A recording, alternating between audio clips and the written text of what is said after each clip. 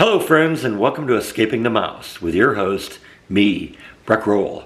Alright, I got a little project I want to work on today, and let me show you what I have in mind. Alright, so for those of you who've been following me for a while, you know that I'm into rocks. I've been into rocks since I was a kid. A lot of things were just things I picked up in when I travel around places, or maybe things, cheap little specimens I'd pick up at a rock and mineral shop when I was a kid and couldn't really afford any better. But rocks have been kind of something I've been into my entire life, and I got into a serious collecting phase about a year and a half ago when I went to a rock and mineral show here in Waco. And then shortly after that, I discovered Gallery 11. And I've amassed a pretty significant collection at this point. And one of the things I really like about my collection is how accessible it is. You know, I can go down here, look at any one of these pieces that I want, and pick them up and hold them in my hand, and just admire them from all angles, because that's the truth on these. A lot of these things are really beautiful from whatever angle you look at them. You know, it's just not the angle that's facing forward. So it's nice to be able to pick up something and hold it in your hands. But there's been one little problem with that. Let me show you what that is. Now, I have 4 specimens in my collection that are incredibly fragile, and that's the problem here, because you can't just pick these up and handle them without damaging them. They are so easy to damage. In fact, when I got this one initially, I had to ask the owners at Gallery 11, how do you even pick that up? But like I said, I like to be able to pick these up and look at them from different angles, but I don't want to damage them in the process.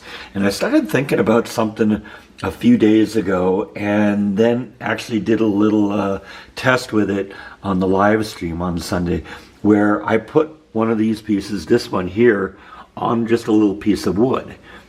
And then I can just pick up the wood and move it around and show and look at it from different angles. And I started thinking, you know what, that's a good idea. So I'm going to take each of these 4 pieces and give them each their own little platform, and they'll sit on that, and that's how I'll be able to pick them up and handle them.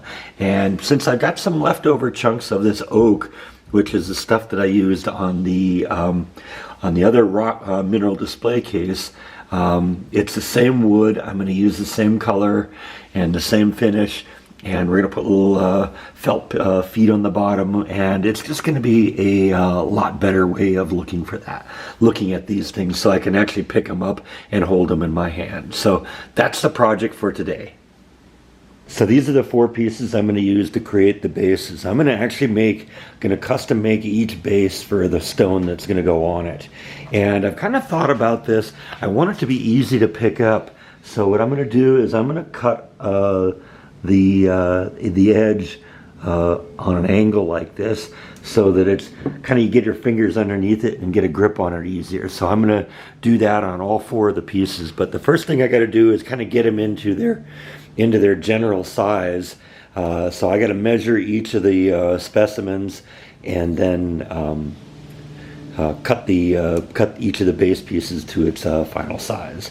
Now I want to also set this up in such a manner where I can put the specimen on the base and also have the label attached in front of it. So I got to account for that and spacing too. So I'm going to start doing measurements, one of these at a time, then we're going to cut them to shape, and then we'll go from there. Okay, so I've cut the basic dimensions of the 4 bases, and just wanted to do one final fit in here, because this is going to be the last time where I can really put these 2 things together and look at how they're going to sit on the base and look like they're centered, and look if they're not hanging off too much, or we're going to have room for what we want to do. But I think these look all good, so I'm going to go cut the side angles a little bit, and we're going to finish this project off. So I got the side angles all cut and all smoothed out. Let me show you what I meant by cutting the angles. See, those aren't right angle edges. They're about 20 degrees beyond a right angle, so 110 degrees. So it kind of gives you a little something to grab onto. I also marked each one of them with what it's going to contain, so it'll be easy to keep track of that. That's going to be the downside. Like I said, we'll put little felt sides on that, or felt feet on that, and then the rock can sit on that.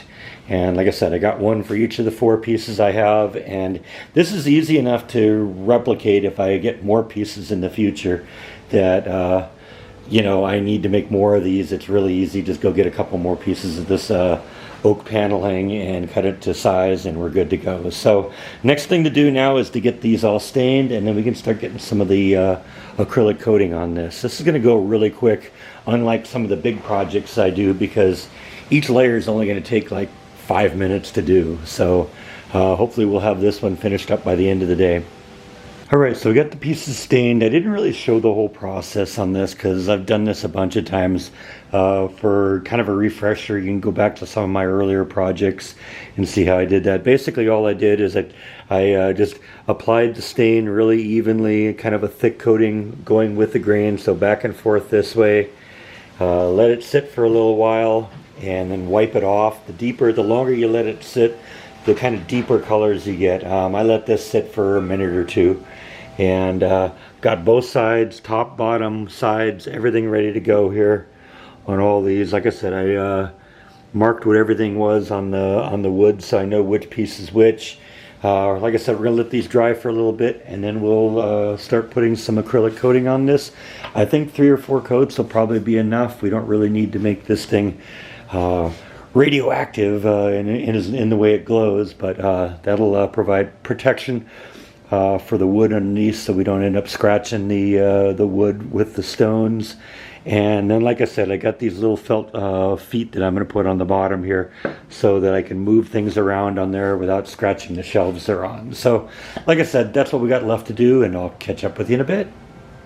Alright, a little time has passed, and I've gotten the whole thing stained, and I've gotten 5 coats of polyurethane on the front side and 3 coats on the back side. So that's pretty much how this is going to look at this point. Next thing I got to do is I got these cool little felt feet that I can attach to the bottom of these, and that's going to, like I said, protect the shelf, so if I move these things around a little bit, it's not going to scratch anything.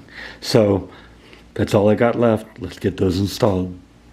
Alright, so I think these things look pretty good by themselves here. Like I said, each one of them was custom made for the piece it's going to hold, and this is going to be, I think, a vastly superior option because, while I probably won't be allowing people to, pick these pieces up and handle them, this will allow me at least to pick it up and manipulate it and turn it around and look at it without the risk of damaging it. And I mean, I got to admit, even the very careful way that I was moving things around when I was putting them on, putting the pieces on these individual bases, I broke a couple of pieces off of this and a couple slivers off of this thing.